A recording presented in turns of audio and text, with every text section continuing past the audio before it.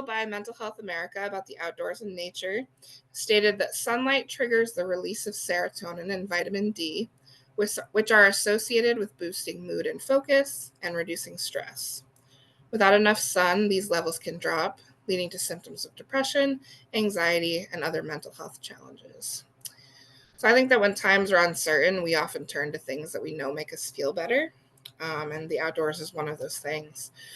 Throughout the last 4 years of my life, things have kind of, been good and been tough. And the one thing that has always been consistent for me is just the joy and the safety that I find when spending time in nature. And so I think a lot of that, us have that in common. So this is just an early example of one of my reviews. They've kind of evolved over the years, but this is what they looked like when I first started out. This is Table Rock in Grafton Notch State Park. So what I would normally do is I would list your typical things like trail length, elevation, any of that info that you might want to know, what trail we took, etc. But then I would include my time, so how long it took me to hike that trail, my rating of whether I thought it was easy, moderate, or hard. I would rate the views, and then I would just have a little narrative of my experience while hiking that trail. Since 2020, I've added a lot more things. People have asked me to add if there's cell service near the trail, if dogs are allowed, if there's bathrooms, what the parking situation is like. I like that one because a lot of us get anxious about what the parking might look like, whether we have to park on the road or parallel park, or if there's not going to be enough parking when we get there. So I like including that one too. So my later ones have a lot more info than this one, but this is still a good example. A question that I often get is, how did I choose the trails that I did when I was first starting out? And it can really be tricky if you're new to hiking. And when I started, I found myself super new to hiking. I was really inexperienced and I wasn't in hiking shape. And so the place that I chose to start was really the best place to start, which is the bottom. I picked trails that were low in elevation, that weren't very long. And I picked like relatively populated areas or areas that still had self-service so that if I were to need help, there might be somebody nearby or I could call. I didn't go way out in the middle of nowhere when I was first starting out. So I did a lot of hiking alone, just kind of experimenting with where my abilities were. And once I found what elevation was comfortable for me, I started working up. So I would add trails with longer elevation, maybe more rock scrambles, longer, more length. And then I set my sights for my goal mountain that year, which was Tumble Down. That was the biggest one that I had done at the time. And so that was what I was kind of working up towards. So this is a picture from the top of Tumble Down. This is in Weld. It's a summit with an elevation of over 3,000 feet. It's a beautiful mountain. It has a lake at the top. You used to be able to camp near there. Unfortunately, you can't anymore. But my hike of this mountain was quite an experience. I asked a lot of people about it because there's something on the trail called Fat Man's Misery, which is a rock chimney that you kind of have to climb through and squeeze yourself through. And so with the name being what it is, I didn't think that I would be able to squeeze through that. But it's actually not as narrow as you would think. And so it was fine. But this hike ended up being really intense for me. It's pretty steep in places, a lot of rocks to climb over and such. And we set out pretty early that morning, and it took us several hours to get to the top. And at one point, even though I was drinking a lot of water and I had a lot of electrolytes and such, I still ended up with a pretty bad headache. And so I always tell the story that I had to chug a Powerade and I took a nap under a tree for a few minutes to kind of recuperate. And then I was able to finish once I felt better. And so I'm still super proud that I was able to make it to the top. And I just loved that experience. I went with several friends that were not from Maine. And so it was neat to see that with them. And then here's some pictures from some of my favorite trails. The first one is what I was talking about. It's called Fat Man's Misery. It's also called the Chimney or the Lemon Squeezer. But as you can see, it's not super narrow. It's kind of hard to climb through, but not impossible. Then we've got Table Rock in Grafton Notch State Park. I really like Morse Mountain in Phippsburg because the mountain itself really isn't that tall. Halfway through, you get to a summit, and then if you continue on, you get to a beach. And it's pretty quiet. There's not usually a lot of people there, and so it's a really nice experience. If you want to take a lunch down there, it would be cool. And then Partridge or Ducktail Pond Loop in Amherst. I like this one because it's not super long, but there's a campsite kind of halfway through the loop. And so if you were experimenting with backpacking, this would kind of be a good place to start because you wouldn't be, super far from civilization, but you could test out your gear and all that. One of the things that I like to talk about in my experience since I've started my hiking journey is becoming a Maine guide because it's something that I'm very proud of, but it's also something that I was really intimidated to do. I was encouraged to do it by several friends, and so I went to a 4-day training for it, and it was a lot of information. They go over everything from laws and plant and animal ID and safety and first aid and different scenarios that you might encounter. It ended up being a lot of information, and I kind of got intimidated because there was no one in the class who looked like me. A lot of it was, people that were older than me, and I wasn't sure if I was, the right person for the job, and I kind of let myself be intimidated. And so I took about a year to think about it. And then I decided, I've never been one to tell myself that I can't do something. And so I started studying again, and I went and took the test. And I passed on my first try, which I'm just so proud of because, like I said, it's a really intense test. Usually you get interviewed by either retired Maine game wardens or retired registered Maine guides. And so they've been doing this for a long time and they really know their stuff, and they will question you about what to do if you're on a hiking trip and somebody falls off a cliff or a child gets lost. And they make it pretty difficult too, because if you have a good answer, they'll start taking things away from you. So if you say, like, I'm going to call emergency services, they'll say you don't have a phone. If you say I'm going to give them first aid, they're like, oh, you don't have first aid supplies. So they make it pretty difficult. And there's a written test and a lot more to it than that. But I just think that it was a cool thing to do, and it's a large part of my passion to continue making the outdoors more inclusive, because I hope to use this license to invite people that wouldn't normally go outside to come with me and try it, because we're going to go slowly and at their pace. That's a little bit about that. Um, and then one of the other things that I like to talk about is some of our group events. This is relatively new. As I mentioned, we started doing some group hikes last year. I am pausing for a little bit from doing some group events, but I hope to do some more this fall. But it's been really cool to see the connections that have been made through these events, and to collaborate with other organizations. We did a couple of events with Kindling Collective in Portland. They are a gear library. And so if you want to try out gear, but you're not sure if you want to buy it, you can have a membership through them and rent things like backpacks and tents and sleeping bags and all that. So we did 2 hikes in Portland, and then I was invited out to Vermont to do a hike there as well. And so those events you can find on my website, on Instagram. Like I said, I am taking a break for a little bit, but those will be posted there when they start back up. And then there's one particular hike from last summer that I really like to talk about because it just was such a cool experience. It was our best attended event. We had a lot of people there.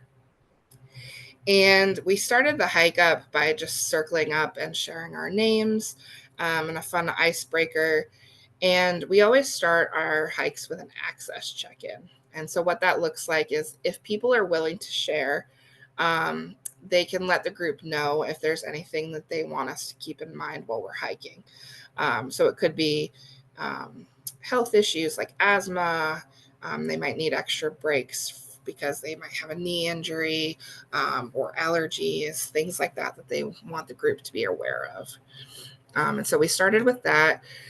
And then we just gave some direction of how the hike would go. We would go out, stretch halfway through, and try to stick together. And one of my favorite things about the group hikes that we do, that I've borrowed from Kindling Collective, is called the banana split.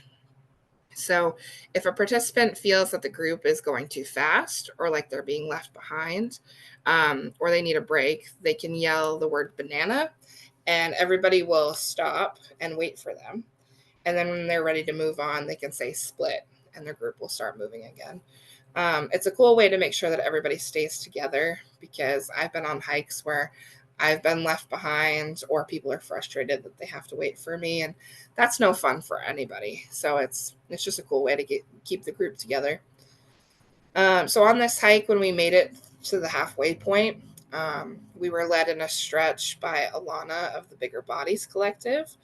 Um, and that was a cool experience too, because they just had us, shake the tension out of our bodies and shout positive affirmations over ourselves, like I'm awesome and I love my body and my body is strong. And it just was really cool to do that with a group of other plus sized folks.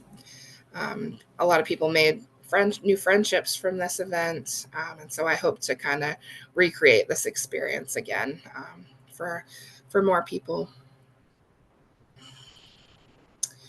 And so, one of the questions that I got that I decided to add to my presentation is, what organizations have I worked with? What is my reach? And so, I listed some orgs here. I've been working with Maine Trail Finder to get some of my trail reviews on their website so that you can use their interactive map to find some things that I've done. I've been to Vermont with a group called Come Alive Outside. Um, I am working with the Maine Trails Coalition doing this presentation. I've been on a podcast. I've been in the news a couple times. I have several libraries lined up this summer that I'm planning to speak at. And I've also been working with some land trusts to do different hikes and things like that. I believe the last one that we did was Frenchman Bay. That was a good one too. So I believe these are most of the organizations that I've worked with. I'm sure that I've probably missed some, but there's definitely been a lot over the years. A lot of people have reached out to me. Um, so next, I just want to talk a little bit about the body positive movement, because this was something that I didn't know about before I started my page. Like I said, I kind of gave the story of how I started, but the reason that I started it was because I wanted something to do to distract me from the pandemic. I didn't know that there was a whole body positive movement out there encouraging people to love themselves for who they are. And so when I found that out, that just kind of rocked my world, because I was kind of already doing that without realizing it. And then once I realized that there were, other people on Instagram that were saying that it's okay to be fat, I kind of jumped on the bandwagon with that. And, one of my favorite things to tell people is a lot of us feel like we have to justify being fat. So we might say, like, I'm fat, but I'm healthy, or I'm fat, but I exercise. Like we have to justify our existence by being healthy. The real truth is that it doesn't matter if you're healthy, or if you're sick. You deserve respect no matter what size you are, no matter what health you are. Um, you deserve for people to be kind to you no matter what. This next part, I'm going to be kind of talking a little bit about some barriers that I've faced. And so one of them is kind of the negativity that people have towards plus-sized hikers. I've been told a lot that I'm not a hiker, that I'm just a walker. And they make reference to the fact that I'm not always doing these big mountains or like backpacking trips, that I might just be on a trail through the woods. And so one day I looked up the dictionary definition of hiking, and the Oxford English Dictionary states that it's the activity of going for long walks, especially in the woods or countryside. And so I always state that like it doesn't matter how long your hike is or how hard it is. If you're going for a walk in nature, then you can still call yourself a hiker, if that's what you are. And people shouldn't make it this club that only certain people can get into. It's it looks like what you want it to look like. Um, Another thing that I kind of run into is microaggressions. And so, if you haven't heard this word before, I'll give you a definition of it. Microaggressions are defined as the everyday, subtle, intentional, or oftentimes unintentional interactions or behaviors that communicate some sort of bias towards a historically marginalized group. I describe this as death by a thousand cuts. For example, somebody might say, like, I'm so surprised to see you out here on the trail. They might mean that as a positive thing, but what it really feels like is they don't expect a fat person to be outside. And that kind of hurts a little bit. And one experience like that might not be that big of a deal, but if people are saying things like that to you all the time, it kind of hurts and it kind of builds up after a while.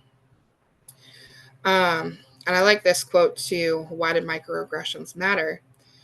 As humans, we are such social beings. We are so attuned to the signs or signals that we don't belong. So if we're always getting the messaging that we might not be welcome or we don't belong or it's weird to see us outside, that makes us feel crummy inside. And so here are some examples of some microaggressions that people have heard. My friend made this slide and says some of these are ones that she's been told, or that her friends have been told. But we get a lot of comments about our health or our weight. So sometimes people will say, I'm just concerned about your health. Or I used to struggle with my weight too. They'll say, I'm worried about you, that kind of a thing. And it stings a little bit because they're implying that you're not healthy because you're a bigger person.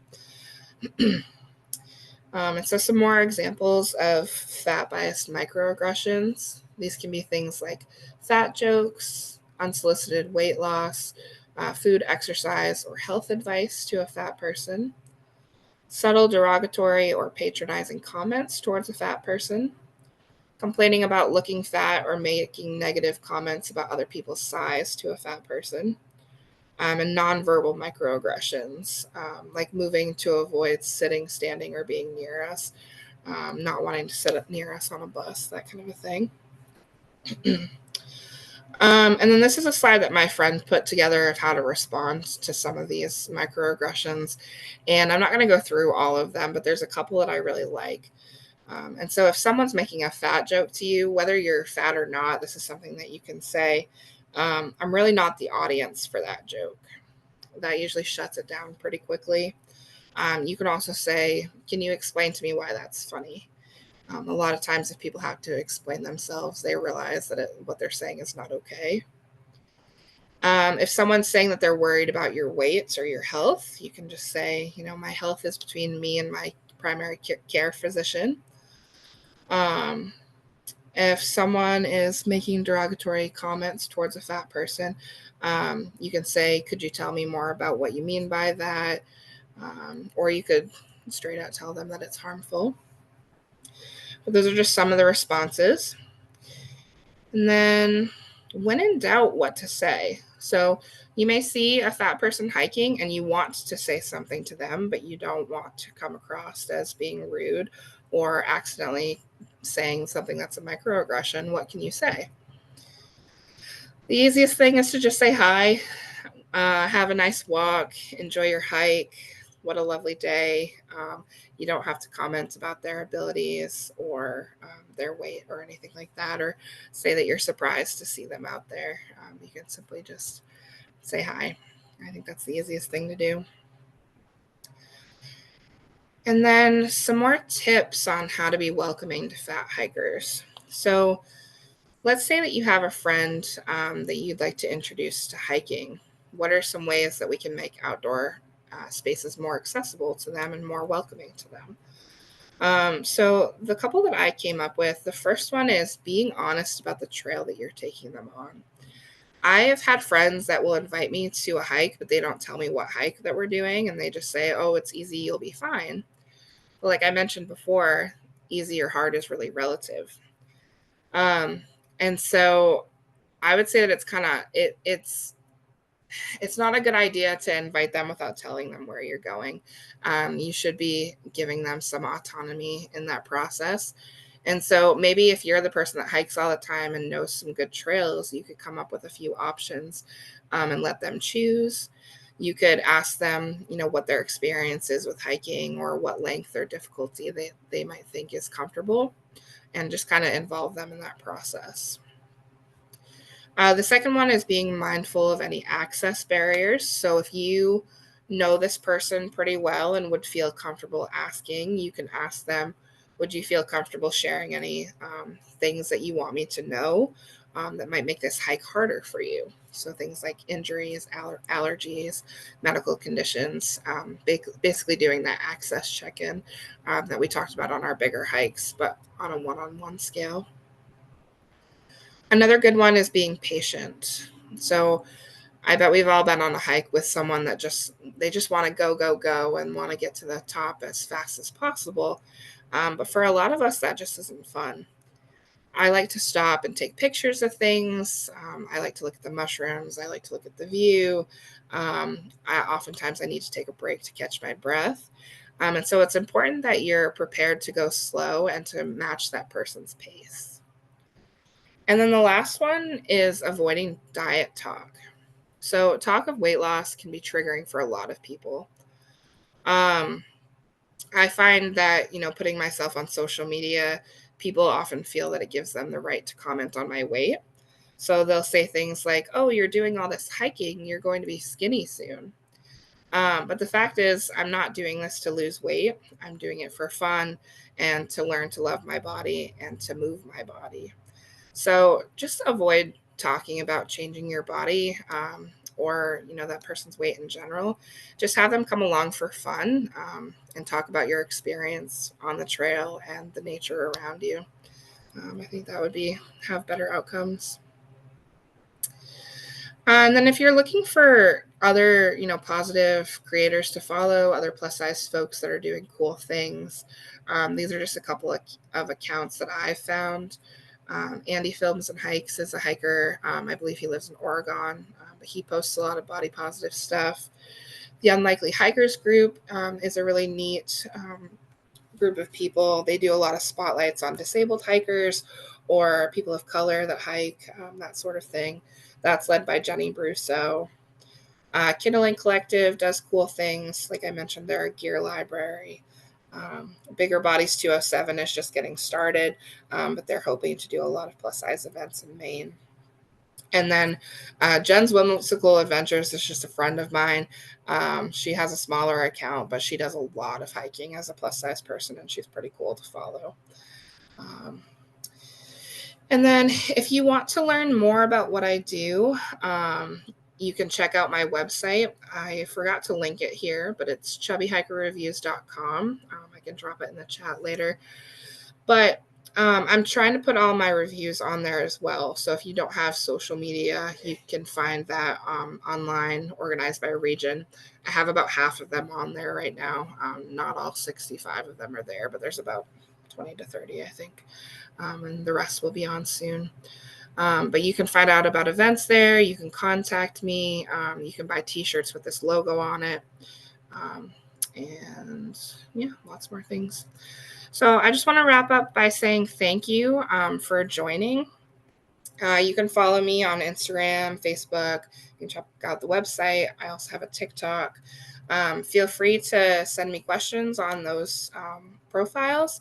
But I will open it up now for people to drop in the chat any questions that they have. You can share takeaways. You can just comment or share something that you've learned. But we'll start the Q&A now. Thanks, Paige.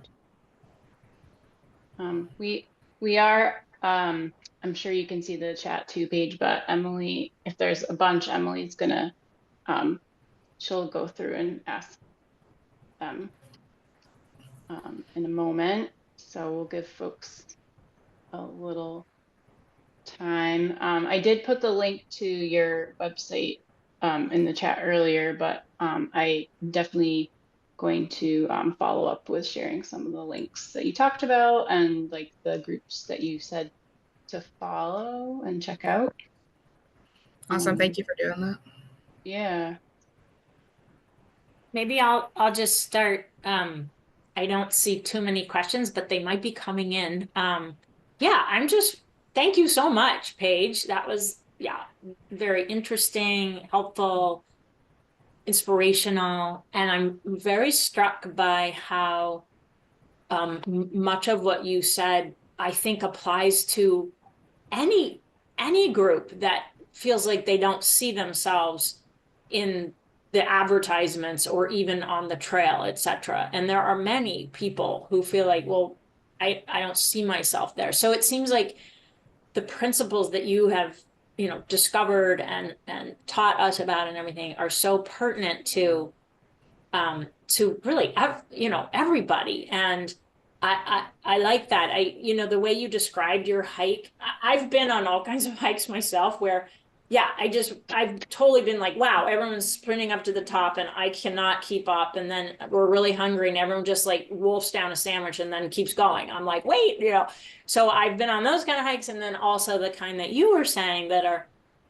where it's just a different vibe, really, where it's like we're kind of in this together, we're taking care of each other, there's going to be a sweep, no one's going to be left behind, because there can be a lot of anxiety for anybody to feel, on these kinds of trips where it's like, oh, I'm not going to be as fast or whatever. So I really liked the way you described that hike that you said, where you take a stretch break and you like introduce each other. I often feel that myself, a brand new group, and we just like take off. I'm like, well, who are you guys? It makes all the difference to do an introduction at the beginning. So thank you for those, for those examples. Yeah, sure. Thank you for sharing. And we do have a few questions coming in the chat. So one is, how often are you hiking? Yeah, so in kind of the height of what I was doing, I was hiking every week. I've kind of, I mentioned in my presentation that I'm taking a bit of a break, but I've kind of hit like a wall where I'm not feeling inspired recently. And I think a lot of it is just due to the fact that after I hike, I feel like I have to create content or I have to post, and it almost became a chore rather than something that I loved to do. And so I'm trying to reclaim that. So I don't really have a goal right now of how often I want to hike. It's just like I want to do it for enjoyment and because I want to, and not necessarily because I feel like I have to. That totally makes sense. And I think a lot of us can probably relate to that, not wanting to burn out on a thing you really love. Another one we have is, are you finding that you are still able, well, similar to what you just answered. So are you finding that you are still able to hike for yourself? Or is the goal of writing a review after finishing your hike kind of pulling you out of the moment of enjoying this on your own merit? I think I used to be able to separate it. Like it was fun to share the review afterwards. But at some point, like it just kind of switched. And so, like I said, I just want to reclaim that joy and that passion that I had to do it and to get back into just being in the moment of being outdoors and in nature. And so for when you are ready to get back to it, are there any sort of goal hikes that you would like to aim for? I want to do Table Rock again, just because that was such a nice hike. And in like the next year or two, I really want to do Katahdin. And so one of my goals this year is to just make it to Chimney Pond, and to just kind of get up halfway and start that process. Awesome. Very cool. And do you have any thoughts on how groups like ours here at Maine Trails Coalition can better support inclusivity on Maine trails? I think a lot of it is, the language that we use, being more inviting towards people. Not everybody is comfortable using the words fat or chubby, and so you kind of have to know your audience and what they're comfortable with. So I think part of that is our language, avoiding, the microaggressions that I mentioned. A lot of times we're well-meaning, but it can still bother people. And then, being honest when you're sharing an event, giving as much details as you can, so that people know what to expect, and if it's going to fit, their abilities, they can make that decision on their own.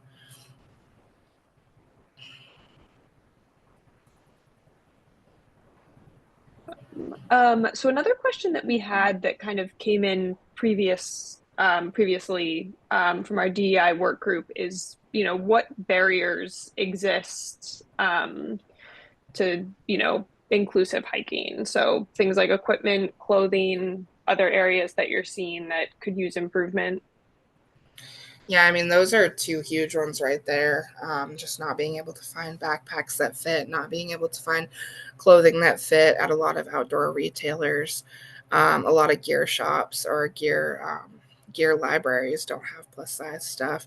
So that's a big thing. Not seeing representation. So there might be, somebody is advertising a hike and everybody in it is, um, you know, I don't want to say average because I think average is going up, but they're more on they're not plus size, they're on the skinnier side. And so you don't see yourself in those advertisements. So I think, the pictures that we use to invite people could be different.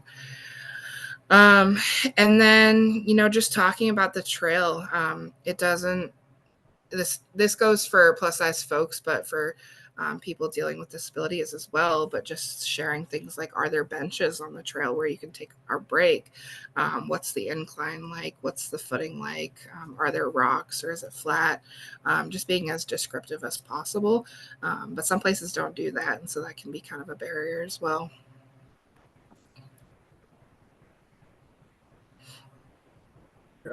I have I guess, an observation and a question, but I want to thank you for speaking with us and having read some of your reviews. I appreciate you have a good sense of humor, and that's helpful. Um, I don't do that much hiking because my knees hurt, so I do a little more bicycling. That my knees don't hurt as much, and so I'm going to steal something from you. And so when we have a gap in a string of bicyclists, that banana split, I think is just cool. So yelling gap or hole or slow down, it gets blown away in the wind. Some of them are single syllable words, but just yelling banana, I think yeah, it's it's got three syllables. It's pretty distinct. I think it'll carry further, and I think it'll lighten things up. So you just made another banana man, and I That's thank you awesome. for that. Yeah, thank you for sharing. I'm glad that you found that helpful.